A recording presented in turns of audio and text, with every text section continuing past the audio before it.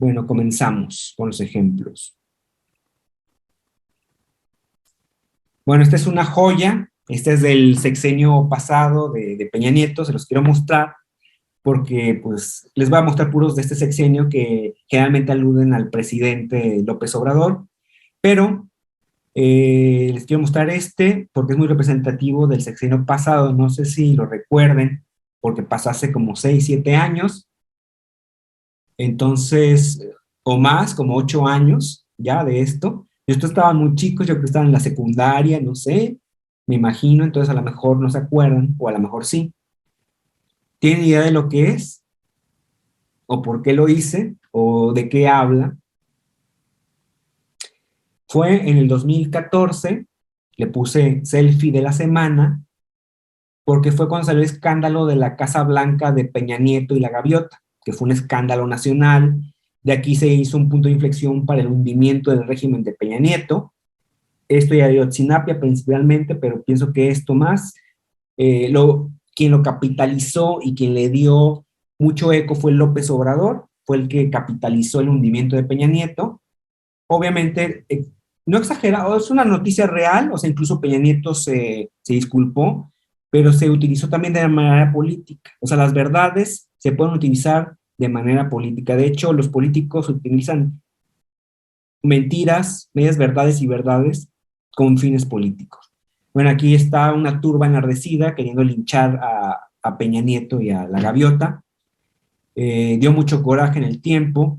Se evidenció a Peña Nieto como un corrupto, que yo creo que sí lo es, pero como les digo, se usó de manera política, de ahí para abajo. Entonces pasamos a otro cartón, este ya es de este sexenio, le titulé El Peje Surfer. Aquí hablo, es un cartón muy genérico, habla de todas las muertes del sexenio de López Obrador. López Obrador criticó mucho a Calderón por sus muertos y se hablaba mucho en los medios por los muertos de Calderón y bla, bla, bla, pero la realidad es que hoy hablan de los muertos de López Obrador y ella superó en muertos a los sexenios de Peña Nieto y de Calderón. Entonces lo puse surfeando en un mar de sangre y diciendo, yo tengo otros datos, ya saben, ante cualquier crítica, no, no es cierto, es que yo tengo otros datos, es culpa del pasado, ya sabemos cómo es. Bueno, entonces es este el ejemplo de este cartón y por qué lo hice. Bueno, aquí está otro cartón, se llama Rompas en caso de emergencia. Este lo hice en el 2020 a raíz del escándalo de Lozoya, del caso Obedrek. Aparentemente recibió unos sobornos de creo que 10 millones de dólares y se decía que se le había dado a Peña Nieto para sobornar y se les pasaran algunas de sus reformas, para sobornar diputados y que les pasaran reforma energética, no, me parece que la reforma energética, entonces era un delito porque era un soborno, pues, y López Obrador lo quiso usar políticamente porque no estaba también en las encuestas, había tenido algunos problemas recientemente, y estaba pensando en el 2021 en las elecciones. Entonces se le ocurrió sacar este hecho, todo es un manejo político, obviamente, pues una estrategia política, es poner al pasado como lo peor que pasó, culpar a los Lozoya Peña, embarrarlos, y por eso puse rompas en caso de emergencia, pues los iba a utilizar políticamente.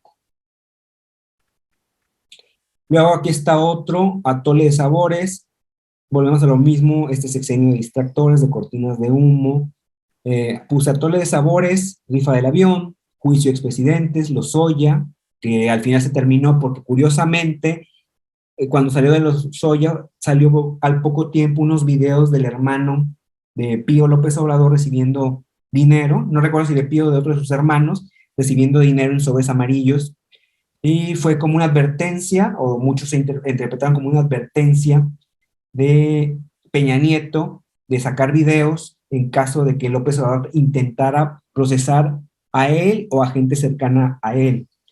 Entonces, se cree que Peña Nieto tiene videos, eso no se sabe realmente, pero al menos la leyenda urbana o la creencia popular es que tiene su biblioteca o sus videos que tienen a lo mejor cosas que pueden comprometer a López Obrador. Entonces, es como su seguro de salvación. Bueno, aquí está INE bajo asedio, porque obviamente el presidente ha tenido una serie de desencuentros con el INE. Siempre ha alegado que le hicieron un fraude en 2006, cosa que nunca aprobó, ni ha aprobado, es su palabra, simplemente su palabra, pero no, nunca presentó una sola prueba de dicho fraude. Entonces, desde entonces ha tenido como una tirria hacia el INE y la libertad electoral. Él quisiera controlar las elecciones. Ahí puse que está con el Poder Judicial, con el libertad de expresión, el poder legislativo, y quiere agarrar al INE, o sea, como quiere hacerse del poder absoluto. Aquí como que pareciera que el presidente intenta devolvernos a los años 70 del siglo pasado, una época que ustedes no vivieron, ni siquiera yo la viví, más es una época de mis padres o quizás de sus abuelos. Pregúntanle cómo era la política en los años 70 del siglo pasado. Era un partido era el PRI, un partido hegemónico, cuyos representantes de esas épocas más conspicuos fueron Echeverría y López Portillo. Echeverría acaba de morir, en paz descanse, y ojalá se esté pudriendo en el infierno. Le hizo mucho daño al país, fue un populista, y en ese tiempo se controlaban las elecciones, el Estado controlaba las elecciones, hacían fraudes, llenaban urnas, o sea, sí podías votar, pero realmente la oposición no iba a ganar porque las elecciones eran controladas del Estado. Aquí está otro de mis cartones, este lo hice en 2021 y lo titulé Moralmente derrotado. En el 2019, López Obrador en una de sus mañaneras se burló de los partidos de oposición diciendo que estaban moralmente derrotados, y quizás tenía razón.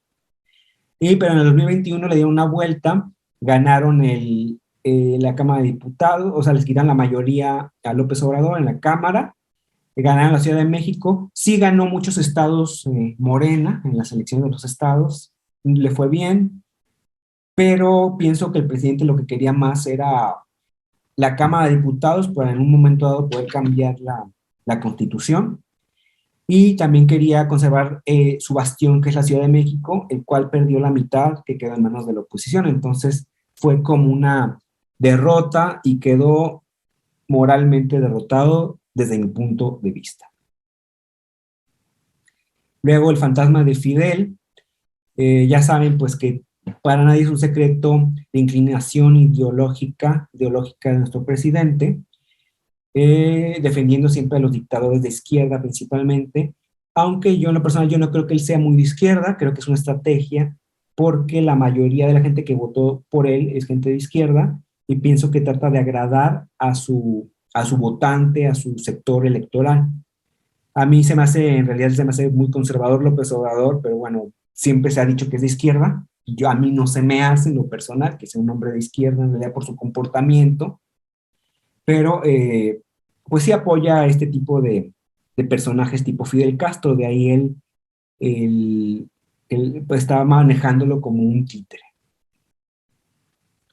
Luego esta es una joya, acaba de salir fue hace poco, un escándalo de su hijo, José Ramón, lo titulé Junior 4T, tratando de esconder con distractores, que empezó a hablar que de España, que no sé qué, que está en contra. Siempre cuando sale algo, un problema, siempre trata de cambiar el foco, de que no se fijen en lo que está sucediendo. O sea, fue un escándalo del hijo, de una casa en Houston, que la esposa, que aparentemente la esposa a lo mejor estaba relacionada con una petrolera, entonces se creía que podían hacer jugosos negocios con Pemex, entonces podría ser hubo un posible conflicto de interés, entonces fue un escándalo nacional.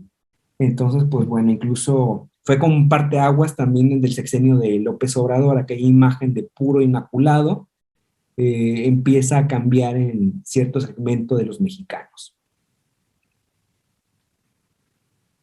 Luego aquí está Dura Realidad, lo titulé, fue cuando la ley Bartlett, que querían dejar en manos de Manuel Bartlett, la cuestión de la reforma eléctrica, o sea, que él manejara como todo el asunto, al final la oposición se unió y no pasó dicha ley, entonces por eso puse ahí como que se estrellaron contra la dura realidad, contra una roca que es la oposición, los puse accidentados, puse a López Obrador, a Bartlett, al Tucán del Partido Verde y al PT, el icono, ¿cómo se llama? El logotipo, perdón, del PT.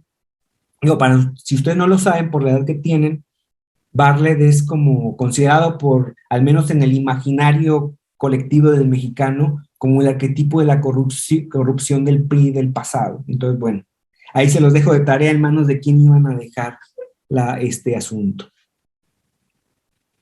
Luego, con este es, obviamente, quien se opuso principalmente, o el que salió primero a oponerse para la ley Bartlett, que le molestó al presidente que no pasara, fue el dirigente del PRI, Alito Moreno, y previo a esto, previo a la ley Bartlett, había habido la cuestión de la consulta de la revocación de mandato, que mucha gente ni la peló porque lo consideró una tontería, un chiste del presidente, un distractor, o sea, algo inútil. Entonces no le hicieron mucho caso.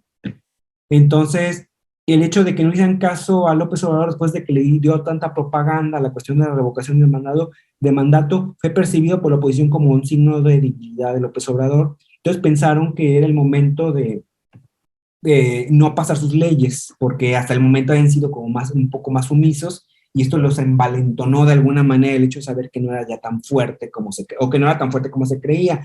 Alito llevó al PRI a que votara en contra, entonces aparentemente después salieron unos audios incriminando a Alito, lo sacó esta Laida Sansores. Obviamente yo creo que detrás de todo está López Obrador moviendo al títere de Laida, pero aquí estoy poniendo que se está cayendo Alito. Yo no sé si él es culpable o no, corrupto o no, es muy probable que sí lo sea. Entonces aquí estoy poniendo que está cayendo y como está en coalición, ahorita han hecho una coalición, unos acuerdos con el PRD y el PAN, puse a Marco Cortés y a Chuy Zambrano, me parece que apellida, pues como todos muy juntitos, ¿no? O sea, si cae Alito, pues probablemente caigan los demás porque están en la misma coalición. Si embarran a uno, embarran a todos, a no ser que se deslinden, pero yo no, hasta el momento no he visto que se hayan deslindado de él, entonces, pues eso está en veremos. Fue una interpretación mía, que pensé que si caía Alito embarraba a los demás, y puse por ahí escondido a Dante Delgado, el líder de Movimiento Ciudadano, como pensando, estos van a caer, yo no me quise juntar, sino yo también hubiera caído junto con ellos. Pero les digo una vez más, es una interpretación personal, entonces pues aquí están algunos ejemplos de mis cartones. Como ya les digo, van a tener 15 minutos para elaborar un cartón, la idea de un cartón, y la van a comentar, me van a hacer equipos, y el chiste es que la vamos a pasar bien haciendo este ejercicio de síntesis de noticias.